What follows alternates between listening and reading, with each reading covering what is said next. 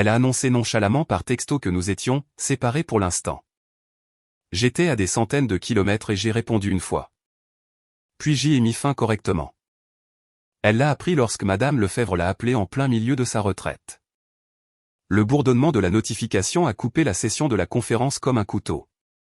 J'ai jeté un coup d'œil à mon téléphone pendant la pause de l'après-midi, m'attendant au message habituel de Cécile, me demandant peut-être comment Lyon me traitait ou ce que je voulais pour le dîner à mon retour vendredi. Au lieu de cela, l'écran affichait, et, juste pour que tu saches, j'ai dit à nos familles que nous faisions une pause pour l'instant. J'ai besoin d'espace pour travailler sur moi-même. On pourra parler quand tu seras de retour. Je l'ai lu 2 fois, puis une 3e. Pas, pouvons-nous en discuter, ou, il faut qu'on parle. Juste une annonce catégorique, comme si elle me mettait au courant d'un rendez-vous chez le dentiste. J'étais à 550 km de la maison, à une conférence professionnelle. Elle le savait. Elle savait que je serais ici jusqu'à vendredi. Et elle a choisi ce moment précis pour lâcher cette bombe. Mon pouce a plané au-dessus de l'écran. Une partie de moi voulait appeler immédiatement, exiger une explication, demander à quoi diable elle pensait, mais quelque chose m'en a empêché. Peut-être la formulation. J'ai dit à nos familles. Passé. Déjà fait. Pas de demande de permission, pas de recherche d'avis, juste l'information d'une décision qu'elle avait déjà exécutée. J'ai répondu en tapant « D'accord, merci de me le faire savoir ». Puis j'ai rangé mon téléphone et suis retourné dans la salle de conférence. Le présentateur parlait de la construction de relations clients à long terme. L'ironie ne m'a pas échappé. J'ai à peine entendu un mot. Voici ce qu'il se passe quand on est pris au dépourvu. Notre cerveau essaie de donner un sens à la situation en rembobinant tout, à la recherche d'indices manqués. Et une fois que j'ai commencé à chercher, ils étaient partout. Il y a 4 mois, Cécile a quitté son emploi de marketing. Elle a dit qu'elle voulait explorer le coaching de vie holistique, obtenir une certification, construire quelque chose de significatif. Je l'ai soutenue. J'ai trouvé ça formidable qu'elle suive sa passion. Il y a 3 mois, elle a rejoint ce groupe de rencontres d'entrepreneurs du mardi soir. Elle a commencé à rentrer de plus en plus tard, parfois après 22 heures. Quand je lui ai demandé, elle est devenue défensive. Elle a dit que j'étais contrôlant, qu'elle avait besoin du soutien de la communauté pour son nouveau cheminement de carrière. Il y a 2 mois, j'ai remarqué qu'elle commençait à détourner son téléphone de moi. Subtil, mais c'était là. Prenant des appels dans la chambre, envoyant des textos avec la luminosité de l'écran très faible. Il y a 6 semaines, ces réseaux sociaux ont changé. Les photos de nous ensemble ont cessé. Au lieu de cela, ce n'étaient que des clichés solos, des randonnées, des cafés, des citations inspirantes sur le fait de se trouver et de lâcher prise sur ce qui ne nous sert plus. Et j'ai tout laissé passer. Je lui ai donné de l'espace, je lui ai fait confiance. J'ai pensé que le mariage impliquait de ne pas interroger sa partenaire sur chaque petite chose. Il s'est avéré que je ne lui donnais pas de l'espace. Je lui donnais de la corde, et elle s'en est servie pour pendre notre mariage. Le dîner de la conférence ce soir-là a été une torture. Je suis resté assis, poussant du saumon autour de mon assiette pendant que des collègues d'autres entreprises parlaient des tendances du marché et des stratégies de vente. Quelqu'un m'a demandé si j'allais bien. J'ai dit que j'étais peut-être en train de couver quelque chose. De retour dans ma chambre d'hôtel, j'ai vérifié mon téléphone. Rien. Elle n'a pas donné suite. Elle n'a pas demandé si je voulais parler. Elle n'a même pas fait semblant de se soucier de la façon dont j'avais pris la nouvelle parce que, dans son esprit, la conversation était déjà terminée. Elle avait fait son annonce, et mon opinion n'entrait pas en ligne de compte dans la décision. J'ai ouvert Instagram. C'était là. Une nouvelle publication d'elle, 30 minutes auparavant. Une photo d'elle sur un sentier de randonnée pittoresque.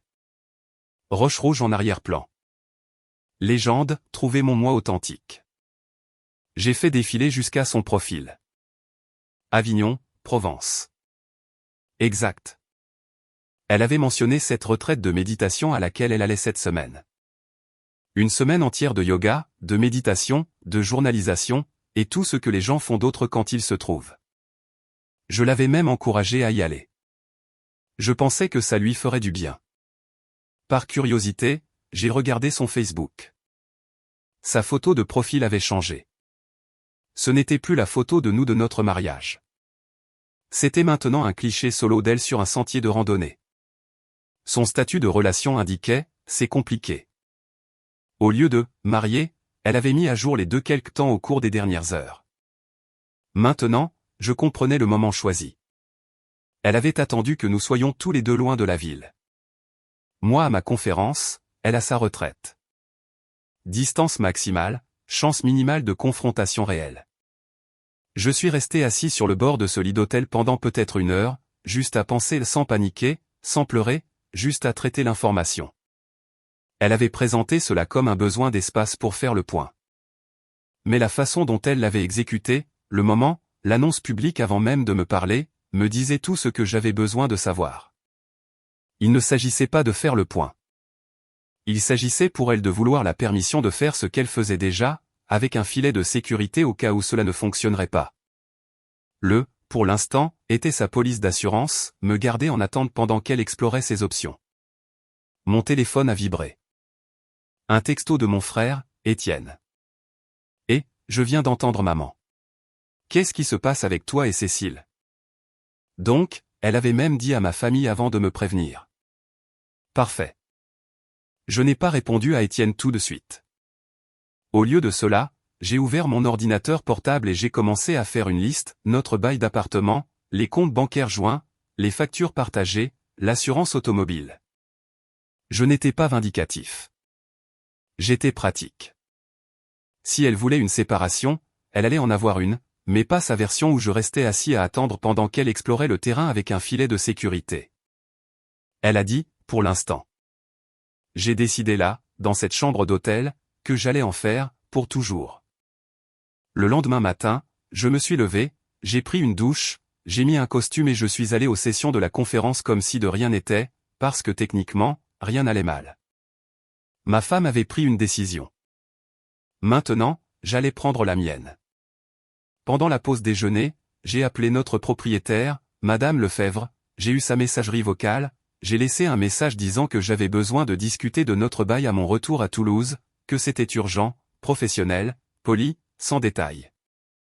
Puis j'ai appelé mon pote Antoine de l'université. Nous étions restés en contact au fil des années.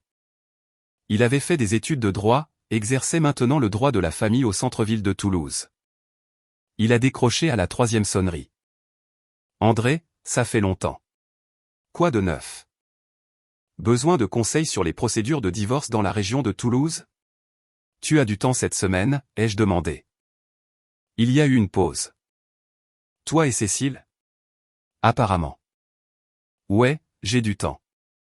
Passe au bureau lundi matin, 10 heures. Ça te va? J'y serai.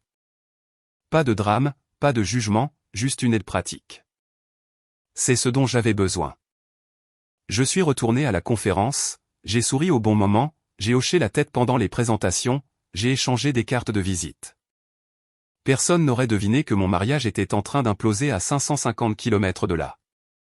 Ce soir-là, j'ai vérifié l'Instagram de Cécile à nouveau. Une autre publication, cette fois une vidéo d'elle faisant une pause de yoga au coucher du soleil. Jour 1 de mon parcours de bien-être, disait la légende. Parcours de bien-être. Elle était déjà en train de renommer la destruction de notre mariage en soins personnels. Une de ses amies a commenté, fier de toi de te faire passer en premier. J'ai fermé l'application, éteint mon téléphone et me suis assis en silence. Elle voulait une pause pour faire le point. Bien. J'allais lui donner de la clarté. Une clarté limpide, permanente, sans retour en arrière.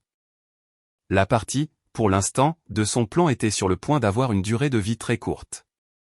Jeudi matin, j'ai donné ma présentation à la conférence, construire des relations clients à long terme dans la vente d'équipements médicaux. Je l'avais préparé des semaines auparavant. Je connaissais le matériel par cœur. J'ai eu de bons retours après. Une petite victoire dans une semaine de défaite. Pendant la pause déjeuner, j'ai vérifié mon téléphone. Texto de Cécile. Envoyé 20 minutes plus tôt. Et, la retraite est incroyable. Je trouve vraiment de la clarté. J'espère que la conférence se passe bien. 2 jours de silence, et c'est ce que j'ai eu. Pas de reconnaissance de la bombe qu'elle avait lâchée, pas de « comment vas-tu » ou « est-ce que ça va ?» Juste une mise à jour désinvolte sur son incroyable expérience de retraite. J'ai répondu en tapant « la conférence est bonne. Content que la retraite fonctionne pour toi. » Poli, professionnel, sans émotion, sans question. Elle voulait que je sois en attente. Elle s'attendait probablement à ce que je sois dévasté, peut-être espérant que je la supplierais de reconsidérer. Elle était sur le point d'apprendre que je ne supplie pas. Vendredi après-midi, j'ai quitté l'hôtel et j'ai commencé les 5 heures de route pour rentrer à Toulouse. Pas de musique, pas de podcast, juste moi et la route et un sens croissant de clarté sur ce qui devait se passer ensuite. Je ne suis pas allé directement à l'appartement. Au lieu de cela, je me suis arrêté dans un café du quartier des Carmes, à un pâté de maison de notre immeuble, j'ai commandé un café noir, et je me suis assis près de la fenêtre, regardant les gens passer. Des gens normaux avec des vendredis soirs normaux devant eux. J'étais l'un de ces gens. À 17h30, je suis allé à notre appartement. 2e étage, unité d'angle avec une lumière naturelle décente. J'avais en fait aimé vivre là. Passer. À l'intérieur, tout semblait exactement comme je l'avais laissé tôt lundi matin avant de partir pour Lyon. Vaisselle dans l'évier du petit déjeuner de Cécile avant qu'elle ne parte pour Avignon. Son tapis de yoga toujours roulé près de la porte, courrier empilé sur le comptoir. J'ai pris une bière dans le frigo et je me suis assis sur le canapé. J'ai regardé autour de moi toutes les choses partagées que nous avions accumulées au cours de 6 années. La bibliothèque que j'avais assemblée pendant qu'elle me tendait les vis.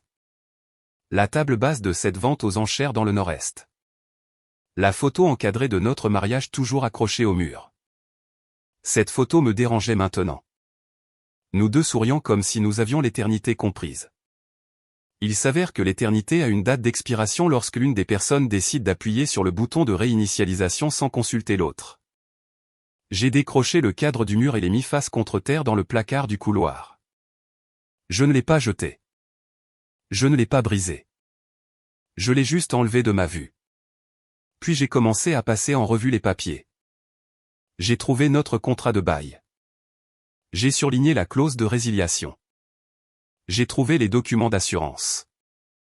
J'ai pris des notes sur la séparation des polices. J'ai trouvé d'anciens relevés bancaires montrant un schéma que j'aurais dû remarquer il y a des mois. Ses dépenses avaient augmenté de manière significative tandis que ses contributions aux dépenses partagées avaient diminué. Retrait au guichet automatique de 185, 275 € à la fois, de l'argent liquide qui est allé on ne sait où pour on ne sait quoi. Pendant ce temps, je couvrais la plupart du loyer, des services publics, de l'épicerie, étant le stable pendant qu'elle se trouvait. Mon téléphone a vibré. Texto d'Étienne à nouveau. Maman pose des questions. Qu'est-ce que je devrais lui dire? J'ai répondu en tapant, dis-lui que je m'en occupe. Je l'appellerai demain. Tu vas bien, cependant? Ouais, mieux que bien, en fait. Je fais des démarches. C'est ce que j'aime entendre. Fais-moi savoir si tu as besoin de quoi que ce soit. J'ai passé le reste de la soirée à organiser, pas encore à emballer, juste à prendre des notes mentales de ce qui était à moi, ce qui était à elle, ce que nous avions acheté ensemble, essayant de comprendre la logistique de démêler une vie qui avait été tissée ensemble pendant 6 ans. Vers 21h, j'ai commandé une livraison de plats asiatiques. Je me suis assis sur le canapé, mangeant et regardant à moitié une émission à laquelle je ne prêtais pas vraiment attention. Mon esprit revenait sans cesse à ce texte. Juste pour que tu saches, j'ai dit à nos familles que nous faisions une pause pour l'instant. La cruauté décontractée de cela m'étonnait toujours. Même pas la décence d'un appel téléphonique, juste une notification par texto pendant que j'étais à des centaines de kilomètres, impuissant à répondre en personne. Et puis elle avait disparu dans sa retraite de méditation, célébrant sa liberté retrouvée avec des étrangers qui pensaient probablement qu'elle était si courageuse de se choisir elle-même. Ce qu'elle ne réalisait pas encore, c'est que je me choisissais moi-même aussi. Excepté que ma version n'impliquait pas de publication de yoga au lever du soleil et de citations inspirantes. Elle impliquait des avis de résiliation, des comptes bancaires séparés et une sortie propre et définitive. Elle voulait, pour l'instant. Elle était sur le point d'apprendre la différence entre un bouton de pause et un bouton d'arrêt. Samedi matin, Je me suis réveillé avec les idées claires et un plan simple, continuer d'avancer. Pas d'hésitation, pas de spirales émotionnelles. Juste exécuter. À 10 heures, j'ai rencontré Madame Lefebvre au bureau de gestion immobilière. Elle était dans la cinquantaine, propriétaire de l'immeuble depuis 15 ans. Toujours été honnête avec nous, André, a-t-elle dit en entrant. Asseyez-vous. Que puis-je faire pour vous? Cécile et moi nous séparons, ai-je dit simplement. J'ai besoin de donner un préavis pour notre bail. 30 jours, c'est ça? Elle a hoché la tête lentement, lisant mon expression. C'est exact. Je suis désolé d'entendre ça. Vous avez été de bons locataires pendant 3 ans. J'apprécie. Puis-je signer une intention de résilier? Je sais que vous devrez confirmer avec Cécile, mais je voulais commencer le processus. Madame Lefebvre a affiché notre bail sur son ordinateur. Je peux le faire. Je devrais l'appeler pour confirmer puisque vous êtes tous les deux sur le bail. Est-elle joignable? Elle est en retraite en Avignon en ce moment. Elle rentre mardi. Si vous pouviez l'appeler mardi matin, ce serait parfait. Quelque chose dans mon ton a dû lui dire de ne pas insister pour les détails. Elle a imprimé les papiers, et j'ai signé là où c'était indiqué. Elle a fait une copie pour ses dossiers et m'a donné la mienne. Vous aurez jusqu'à la fin du mois prochain pour partir, a-t-elle dit. Et André, si vous avez besoin d'une référence pour un nouvel endroit, faites-le-moi savoir. Merci, Madame Lefebvre. J'apprécie que vous rendiez cela facile. Nous nous sommes serrés la main et je suis parti. Première étape franchie. Cécile recevrait un appel de la propriétaire mardi matin, probablement pendant qu'elle faisait sa méditation matinale ou autre. La pensée me donna une satisfaction sombre. Prochain arrêt, la succursale du Crédit Agricole sur la rue de la République. Je suis entré vers 13 heures. La succursale était calme, juste quelques autres clients. Un banquier d'une cinquantaine d'années s'est présenté comme Monsieur Duval et m'a conduit à son bureau. Comment puis-je vous aider aujourd'hui? Ma femme et moi avons des comptes chèques et d'épargne joints. Nous nous séparons. J'ai besoin de retirer mon nom des deux comptes. Mais d'abord, j'aimerais transférer exactement la moitié de chaque solde vers de nouveaux comptes à mon seul nom. Monsieur Duval avait clairement déjà fait cela. Son expression a basculé vers une sympathie professionnelle. Je peux vous aider avec ça. Laissez-moi afficher vos comptes. Il a tapé sur son clavier. Il semble qu'il y ait environ 7 700 € dans le compte chèque joint actuellement. J'ai hoché la tête. 3 850 € vers le nouveau compte, alors. Et je vois environ 10 650 € dans l'épargne joint. 5 325 € vers un nouveau compte d'épargne, s'il vous plaît. Le processus a pris environ 30 minutes. Nouveaux comptes ouverts, fonds transférés, mon nom retiré des comptes joints. Propre, légal, sans drame.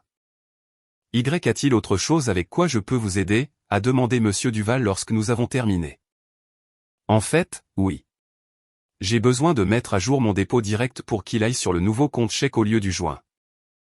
Il a imprimé les informations de routage. J'ai affiché le portail de paie de mon employeur sur mon téléphone, là, à la banque, et j'ai fait le changement. À compter de la prochaine période de paie, mon salaire irait dans mon compte seulement. Tout est prêt, a dit Monsieur Duval, me tendant des chèques temporaires et une nouvelle carte de débit. La carte permanente devrait arriver dans 7 à 10 jours ouvrables. Je l'ai remercié et je suis parti. Une autre pièce gérée. De retour dans ma voiture, j'ai vérifié mon téléphone. Cécile avait posté sur Instagram 2 heures auparavant. Photo de groupe dans un bar à jus. Tout le monde tenant des smoothies verts et souriant. Légende, nourrir le corps et l'âme avec ma tribu. Sa tribu. Des gens qu'elle connaissait depuis une semaine. J'ai rangé mon téléphone et j'ai conduit chez mon frère à Blagnac. Étienne et sa femme, Brigitte, vivaient dans une maison à niveau avec une chambre d'amis. J'avais appelé Étienne ce matin-là, lui disant que j'arrivais. Brigitte a ouvert la porte. André, entre, entre. Étienne m'a dit ce qui s'était passé. Je suis tellement désolé. Merci, Brigitte. Je vais bien, en fait. Étienne est apparu de la cuisine. Eh, mon pote. Tu veux une bière? Je vais prendre une eau. Nous nous sommes assis dans leur salon.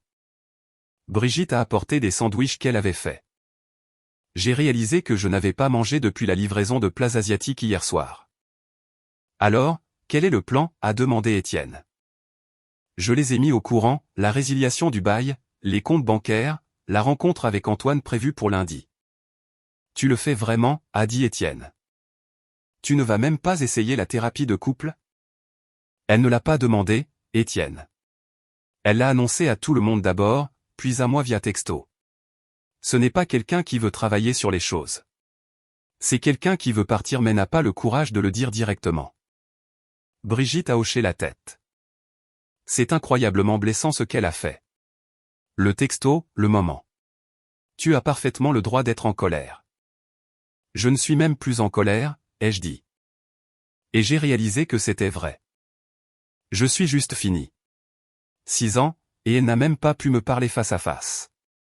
Cela me dit tout ce que j'ai besoin de savoir sur ce que je représentais pour elle. Tu peux rester ici aussi longtemps que tu en as besoin, a offert Étienne. La chambre d'amis est à toi. Merci. Je vais probablement accepter pour quelques semaines pendant que je trouve ma propre place.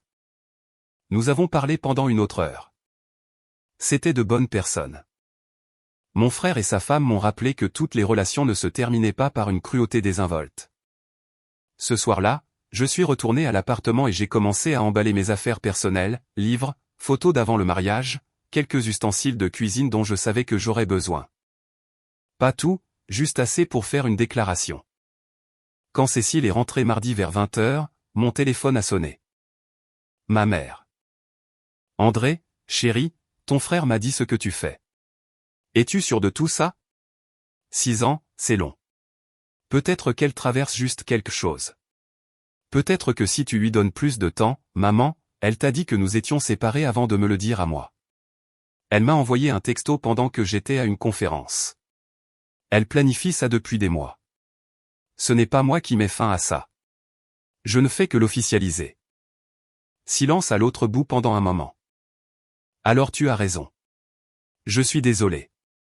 Je déteste juste te voir souffrir. Je sais, mais je vais bien. Vraiment. Ton père et moi t'aimons. Viens dîner demain si tu veux. Sophie sera là aussi. J'y serai. Après avoir raccroché, j'ai continué à emballer. J'ai rempli 3 boîtes avec mes affaires et les ai chargées dans ma voiture. Demain, je louerai une unité de stockage pour les meubles que je voulais garder. Pas grand-chose, principalement juste mon bureau à domicile et une étagère que mon père m'avait construite il y a des années. Dimanche matin, je me suis réveillé tôt et j'ai conduit jusqu'à l'installation de stockage public sur l'avenue de Muret. J'ai loué une unité de 3x3 mètres à température contrôlée de mois en mois. J'ai passé les 2 heures suivantes à y déménager des boîtes et quelques meubles. Vers midi, mon téléphone a vibré. Texto de Cécile. Et, dernier jour de retraite. Ça a été tellement transformateur. On se voit mardi soir vers 19h. On devrait vraiment parler. J'ai fixé ce message pendant 1 minute entière. On devrait vraiment parler. Comme si c'était juste une conversation décontractée qu'elle avait reportée, pas la dissolution d'un mariage. J'ai répondu en tapant, mardi, ça marche. Bon voyage. Bref, poli, sans émotion, sans question sur son expérience transformative. À 14h, j'ai conduit chez mes parents à la Beige. Ma sœur, Sophie, était déjà là aidant maman à préparer le dîner. Le voilà, a dit Sophie quand je suis entré. Elle m'a donné une accolade. Comment tu tiens le coup? Je vais bien. Étonnamment bien. Papa était dans le garage, travaillant sur son établi. Je l'ai trouvé là en train de poncer un morceau de bois. Et, fils, a-t-il dit en levant les yeux. Ta mère m'a tout dit. Ouais. Il a posé le papier de verre. Je veux que tu saches que je suis fier de la façon dont tu gères ça. Beaucoup d'hommes s'effondreraient en ce moment. Tu gardes la tête froide, tu fais ce qui doit être fait. Ça demande de la force. Merci, papa. Tu sais, ta mère et moi, on a remarqué des choses l'année dernière ou quelque chose comme ça. Cécile semblait distante. Toujours sur son téléphone. On ne voulait rien dire. On ne voulait pas s'immiscer, mais on l'a vu. J'ai hoché la tête. Tout le monde l'a vu sauf moi. Ou peut-être que je l'ai vu aussi, et je ne voulais juste pas y croire. Le dîner était un rôti de bœuf, la spécialité de ma mère. Nous nous sommes assis autour de la table comme nous l'avions fait 1000 fois auparavant. C'était normal, réconfortant, un rappel que certaines choses restaient constantes même lorsque d'autres s'écroulaient. Alors, quelle est la prochaine étape, a demandé Sophie. Après la fin du bail, où vas-tu? Tu cherches un appartement avec une chambre quelque part? Probablement nord-est ou les Carmes. Quelque chose de plus petit, moins cher. Repartir à zéro. Tant mieux pour toi, a-t-elle dit. Et honnêtement, Cécile était bizarre depuis environ 1 an. J'ai essayé de te le dire à Noël, tu te souviens? Elle a passé tout le dîner sur son téléphone. Ouais, je me souviens. Maman a sorti la tarte aux pommes pour le dessert. Nous avons mangé en silence confortable pendant un moment. Puis papa a parlé. Quand vois-tu l'avocat? Demain matin. Antoine me réserve 1 heure. Bien. Assure-toi que tout est documenté. Ne la laisse pas essayer de te faire passer pour le méchant dans cette histoire. Je ne le ferai pas. Je suis parti vers 19h, j'ai serré tout le monde dans mes bras, j'ai promis de les tenir au courant. Sur le chemin du retour vers l'appartement, j'ai ressenti quelque chose que je n'avais pas ressenti depuis des mois, peut-être des années, clarté, paix, le sentiment que j'avançais enfin dans la bonne direction au lieu de juste faire du surplace. Lundi matin, je me suis habillé en costume et j'ai conduit jusqu'au bureau d'Antoine au centre-ville de Toulouse. Son cabinet était dans un bâtiment historique reconverti, tout en briques apparentes et hautes fenêtres, professionnel, mais pas intimidant. Il m'a rencontré dans le hall et m'a conduit à son bureau. Alors, a-t-il dit, s'installant dans sa chaise. Raconte-moi ce qui s'est passé. Je lui ai tout raconté, le texto, le moment, la retraite, la résiliation du bail, les comptes bancaires. Il prenait des notes et hochait la tête occasionnellement. D'accord, a-t-il dit quand j'ai fini. Première chose, tu as tout fait correctement jusqu'à présent. Séparer les finances équitablement, donner un préavis approprié sur le bail, tout documenté. C'est intelligent. Merci. Dans cette région, tu peux déposer une demande de divorce basée sur des différences irréconciliables. Pas besoin de prouver la faute. Depuis combien de temps êtes-vous mariés? 6 ans le mois prochain. Des enfants? Non. Propriété à part l'appartement que vous louez? Non. Nos 2 voitures sont à nos propres noms. J'ai payé la plus récente. La sienne a encore un prêt dessus. Antoine a pris plus de notes. Dette commune? Juste l'habituel. Les cartes de crédit sont à nos propres noms la plupart du temps. Elle a des prêts étudiants de l'école supérieure. Ceux-là sont à elle seule. Bien. Cela devrait être simple, alors. Nous devrons divulguer tous les actifs et les dettes. Mais d'après ce que tu me dis, cela pourrait être réglé en quelques mois si elle coopère. Et si elle ne le fait pas? Alors ça prend plus de temps et ça coûte plus cher. Mais honnêtement, d'après ce que tu m'as dit, je suppose qu'elle essaiera soit de se réconcilier quand elle réalisera que tu es sérieux, soit elle signera rapidement pour éviter de mal paraître. Nous avons passé une autre heure à examiner les détails. Au moment où j'ai quitté son bureau, j'avais une feuille de route claire. Déposer une demande de divorce, tout partager équitablement, passer à autre chose dans ma vie. Je peux avoir les papiers prêts d'ici mercredi, a dit Antoine alors que nous nous serrions la main à la porte. Une fois que vous serez physiquement séparés, ce qui signifie que l'un de vous a déménagé et nous déposons la demande. Elle reçoit la signification. Ensuite, nous verrons comment elle répond. Merci, Antoine. J'apprécie cela. C'est à ça que servent les amis, mon pote. Prends soin de toi. Je suis allé travailler après ça. Premier jour de retour au bureau depuis la conférence. J'ai rattrapé mes courriels, j'ai assisté à quelques réunions. Mon patron, Philippe, m'a pris à part à l'heure du déjeuner. Comment était Lyon? Bonne session. J'ai fait des connexions. Tout va bien? Tu as l'air différent. J'ai hésité à dire. J'ai opté pour la vérité. Je traverse des trucs personnels. Je divorce, en fait, mais ça n'affectera pas mon travail. Son expression a basculé vers l'inquiétude. André, je suis désolé. Écoute, si tu as besoin de temps libre, fais-le-moi savoir. On peut réorganiser les choses. J'apprécie, Philippe. Vraiment, mais je suis bien. Le travail est en fait une distraction bienvenue en ce moment. Et ça l'était. Se concentrer sur les projections de vente et les relations clients donnait à mon cerveau quelque chose de productif à faire au lieu de ruminer sur ce qui allait se passer mardi soir. Ce soir-là, j'ai emballé le reste de mes articles essentiels et les ai apportés chez Étienne, vêtements, articles de toilette, ordinateur portable, tout ce dont j'aurais besoin pour les prochaines semaines pendant que je cherchais un appartement. « Tu es prêt pour demain ?» a demandé Étienne alors que je posais mes sacs dans la chambre d'amis. Aussi prêt que je le serai. Elle rentre vers 19h. Je lui ai dit qu'on parlerait à ce moment-là. Qu'est-ce que tu vas dire? La vérité. Elle voulait une séparation. Elle l'a eue. Je la rends permanente. Et si elle panique, alors elle panique. Ça ne change rien. J'ai bien dormi cette nuit-là là chez Étienne, mieux que je n'avais dormi depuis des mois. Peut-être parce que je savais ce qui arrivait. Peut-être parce que j'avais arrêté de faire semblant que tout allait bien.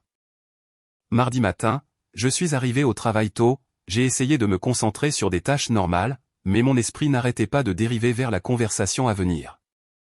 Vers 9h, mon téléphone a sonné. Numéro inconnu. J'ai laissé aller à la messagerie vocale, puis j'ai écouté le message. C'était Madame Lefebvre. Salut, André.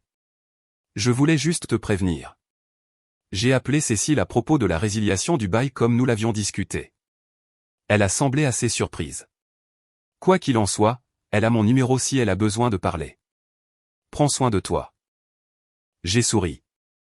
Le voilà. Le premier domino. 10 minutes plus tard, mon téléphone a explosé.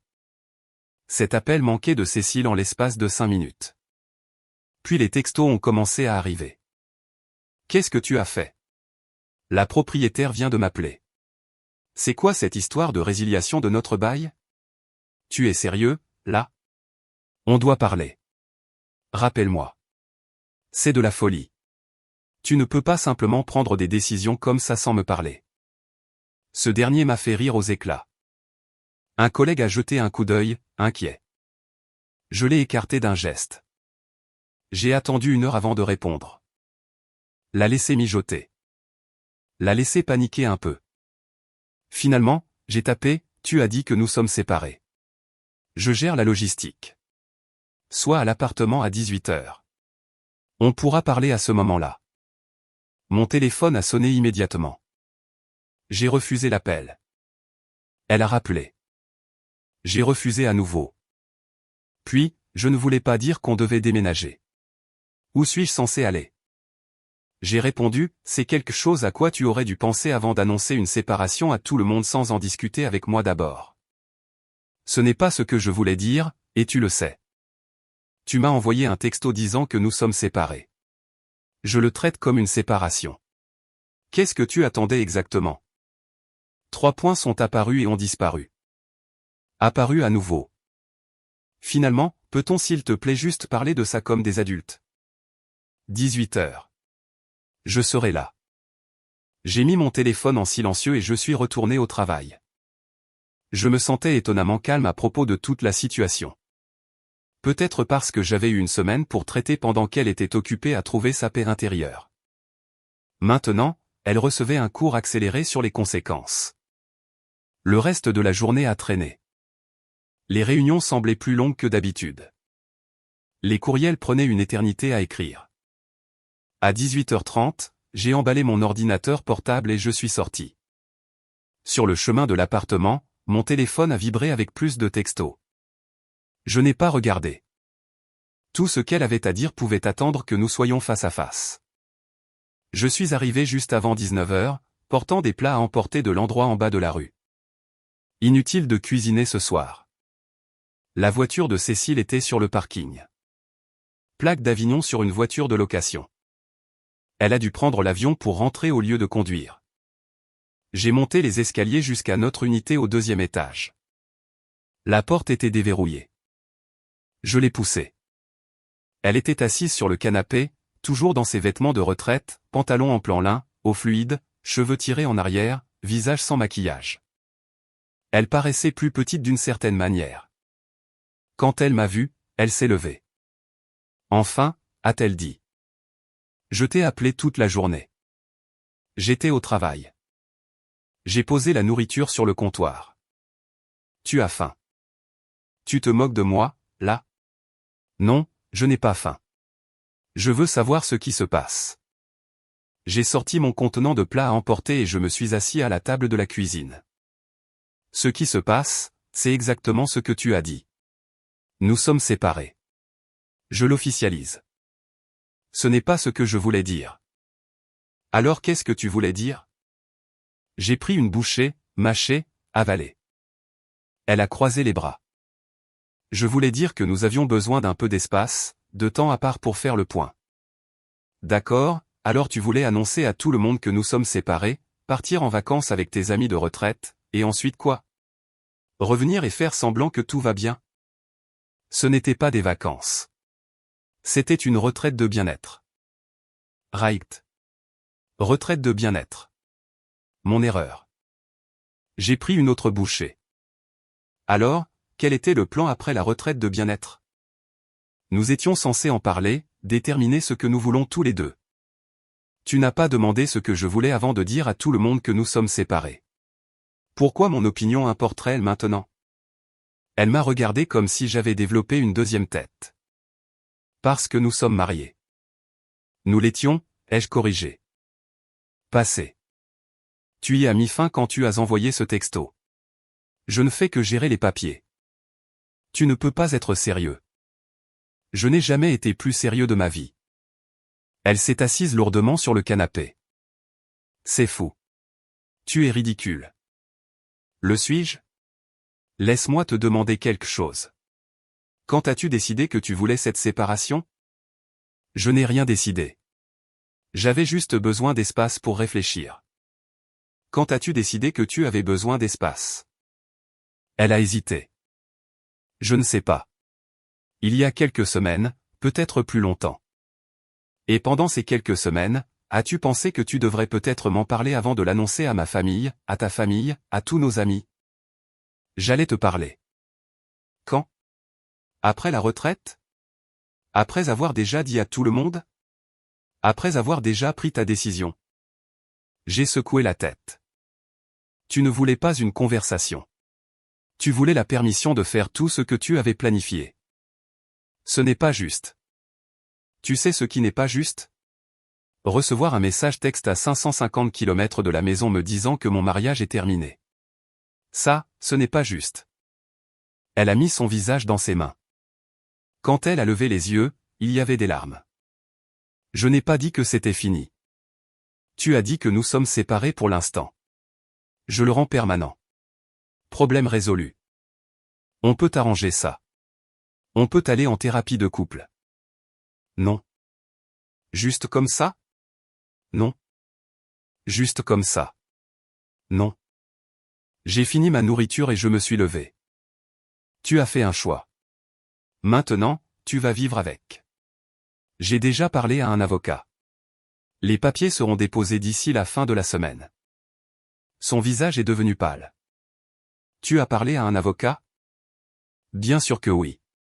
Tu pensais que j'allais rester assis à attendre que tu décides si tu voulais me garder? Ce n'est pas ce que c'est. Alors qu'est-ce que c'est? Explique-le-moi d'une manière qui ait du sens. Elle a ouvert la bouche, l'a refermée, a réessayé. J'avais juste besoin de temps pour déterminer si c'est ce que je veux. Et j'ai déterminé que je ne veux pas être avec quelqu'un qui a besoin de temps pour déterminer s'il me veut. Alors, c'est fini. Tu as 30 jours pour trouver un nouvel endroit. Je reviendrai ce week-end pour mes affaires. J'ai marché devant elle vers la porte. Où vas-tu? Je reste chez Étienne. Ne t'inquiète pas. Je reviendrai pour le reste de mes affaires.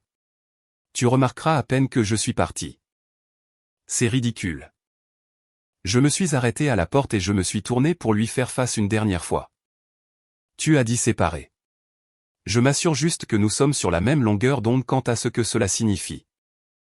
Puis je suis parti, je suis monté dans ma voiture et je suis parti tandis qu'elle restait dans l'embrasure de la porte, comprenant enfin que, pour l'instant, avait une date d'expiration, et que cette date venait de passer. Les 2 semaines suivantes n'ont été que de la logistique et des silences inconfortables. Je suis resté chez Étienne, cherchant un appartement pendant mon temps libre. Cécile a envoyé des messages de plus en plus désespérés que j'ai la plupart du temps ignorés. Il faut qu'on parle de ça correctement. J'ai fait une erreur. Peut-on s'il te plaît s'asseoir? Ta mère ne veut même plus me parler. Ce dernier ne m'a pas surpris. La sœur de Cécile, Isabelle, a appelé vendredi après-midi. Comment vas-tu? A-t-elle demandé avec précaution. Bien. Et toi? Elle a hésité. Écoute, je veux juste que tu saches que Cécile a du mal. Elle a dû retourner vivre chez nos parents. Elle a perdu son emploi le mois dernier. Désolé d'entendre ça. Elle a étudié mon visage. Tu n'as pas l'air désolé.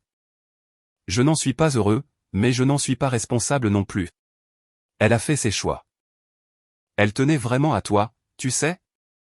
Peut-être, mais pas assez pour me parler avant de faire exploser notre mariage. Pas assez pour considérer comment ses actions m'affecteraient.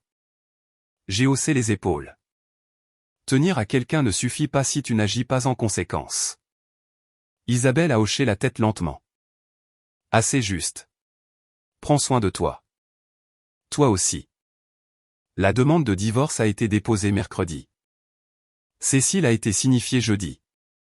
Elle a appelé Antoine en pleurant, lui demandant de me raisonner. Qu'est-ce que tu lui as dit? Je lui ai demandé.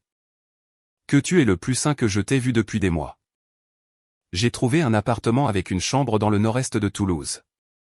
Plus petit, moins cher, à moi seul. J'ai signé le bail samedi. Dimanche, je suis retourné chercher le reste de mes affaires. Cécile était là, épuisée. Peut-on s'il te plaît parler? Rien à dire. Je suis désolé. C'est ce que tu veux entendre? D'accord, c'est tout. Juste d'accord?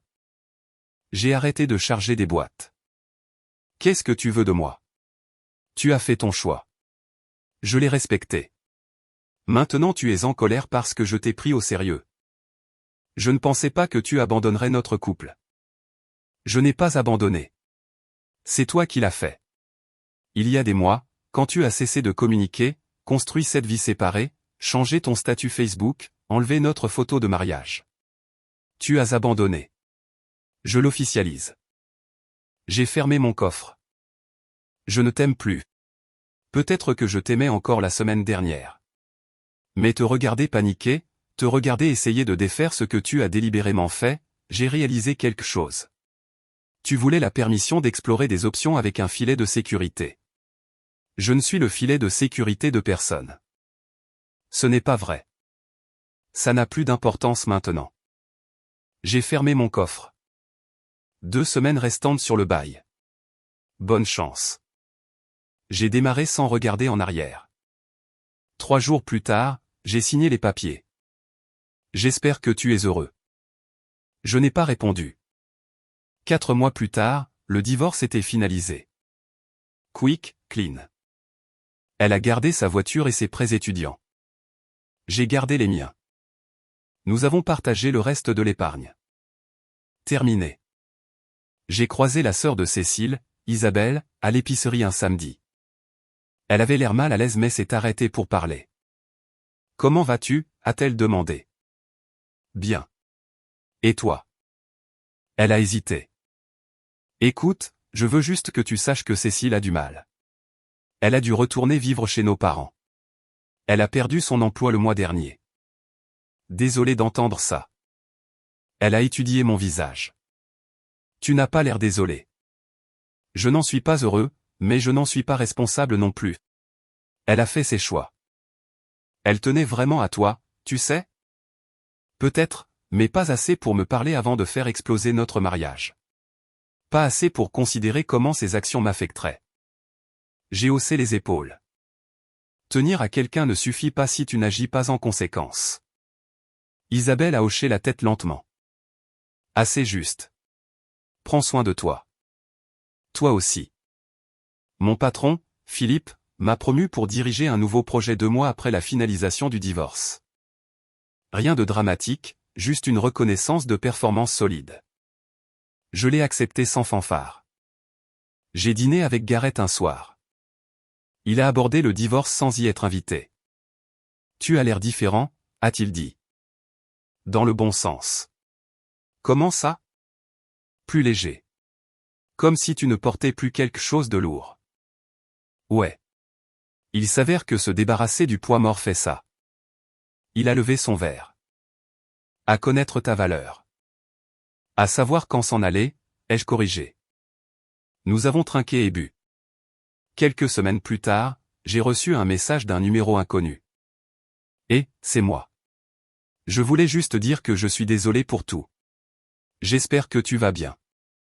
Je l'ai fixé pendant un moment, puis je l'ai supprimé sans répondre. Il n'y avait plus rien à dire. Elle m'avait envoyé un texto, mettant fin à notre mariage. J'avais passé les 4 mois suivants à prouver que je pensais ce que je disais en le rendant permanent. Certaines personnes pensent que la clôture vient des conversations, des explications, de la compréhension mutuelle. Mais parfois, la clôture est juste avancer et ne pas regarder en arrière.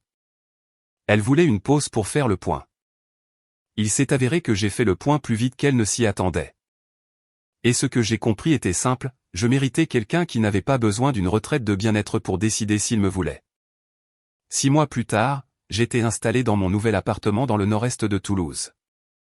Une chambre, plancher de bois franc, tout neuf. La vie n'était pas parfaite, mais elle était à moi. Pas de drame, pas de jeu, pas de se demander si j'étais le plan de secours de quelqu'un. Samedi matin, j'ai croisé un vieil ami dans un café. André, comment vas-tu? Bien. Vraiment bien, en fait. J'ai entendu parler de toi et Cécile. Désolé pour ça. Ne le sois pas. La meilleure chose qui aurait pu arriver. Il a hésité. Tu veux entendre parler d'elle ou non? Je suis bien. J'espère qu'elle va bien, mais je n'ai pas besoin de mise à jour. Assez juste. On organise une soirée le week-end prochain. Tu devrais venir.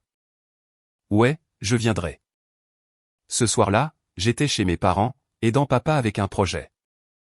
Tu as l'air différent, a-t-il dit. Mieux. Je me sens mieux. Plus léger. Ta mère et moi ne t'avons jamais vu vraiment heureux ces 2 dernières années. On ne voulait juste rien dire. Ouais, je ne l'étais pas. Je ne l'ai juste pas réalisé avant que ce ne soit fini. Maman a sorti la limonade. Nous sommes fiers de toi, chérie. J'ai juste fait ce qu'il fallait faire. C'est exactement ça, a dit papa. Et ça demande de la force. Dimanche soir, de retour à mon appartement, mon téléphone a vibré avec un texto d'un collègue. Groupe d'entre nous va à cette nouvelle brasserie vendredi après le travail.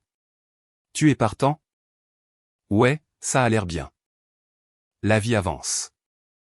Cécile avait voulu de l'espace pour déterminer qui elle était sans moi. Il s'est avéré que j'avais besoin de la même chose. La différence était que je n'avais pas besoin d'une retraite de méditation pour réaliser que nous n'étions plus faits l'un pour l'autre. J'avais juste besoin qu'elle soit enfin honnête à ce sujet. Elle pensait que, séparer pour l'instant, signifiait qu'elle pouvait garder ses options ouvertes. Je me suis assuré que,